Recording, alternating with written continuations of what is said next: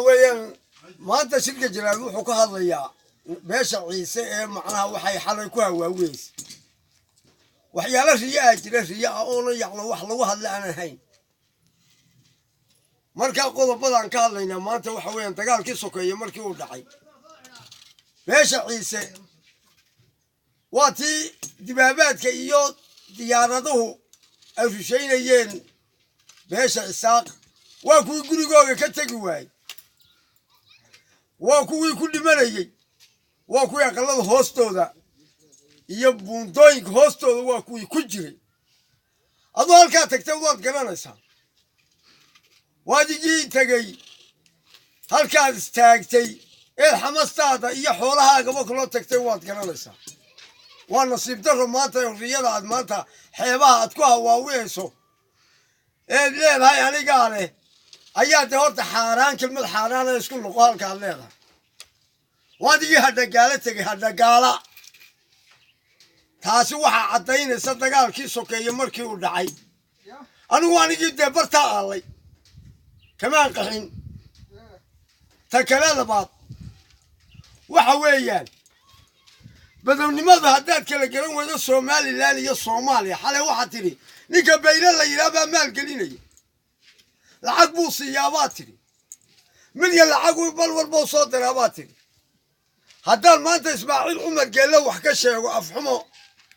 waxa la yiri nabadna way ka casacolna waxba kaaga ma tarto wada isku noqonin mas'uuliin ba ayna xalooyinka cirada haye odayaal iska dhigaya yacnaysa soo taagay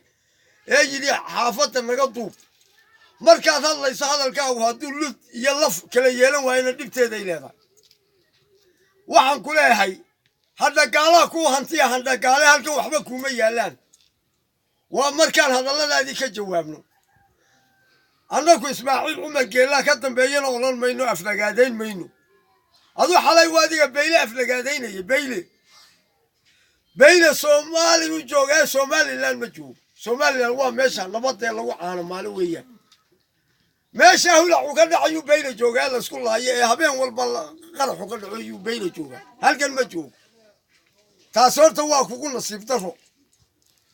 haddaad markaasi boolaji si degdeg ah haddaad uga bixin weydo waxa ku hantiya kala guriya waad garanaysaa waan kolkaan ku qabtay waad iga oran jiray urkaan doonayaan dagaalka si goor nimaado maanta xuniyo hani ka soo bax waxay ku beeya kulul baan kugu qabtay adigoo shanshana waxa tiri awr baan doonayay kuwa isaan kolkaan qabtay waxa oran jiray hadda amba waxa weeyaan gacantiinaan maanta soo gal ragga ciisuu dhalayna lama kaftamo aniga lama kaftamo waa ayayino abtigayun baad waday kolkaan hoosu si dhaadho kaama dhageysanayo waxaan leeyahay kaama dhageysanayo xeebtana waxba kuma yaalaan hadda gaala halka deg jirto waad garanaysaa taasaan kaga tagi ta kale waxaan leeyahay Somaliland xisbiga talada haya ee kulmiye kuwa shalay kuwa nabad ka shaqeynaya diyaaradiyo aad u dirtay kuwa saaka bayli iyo xukuumadda ana nuskuma shaqaayne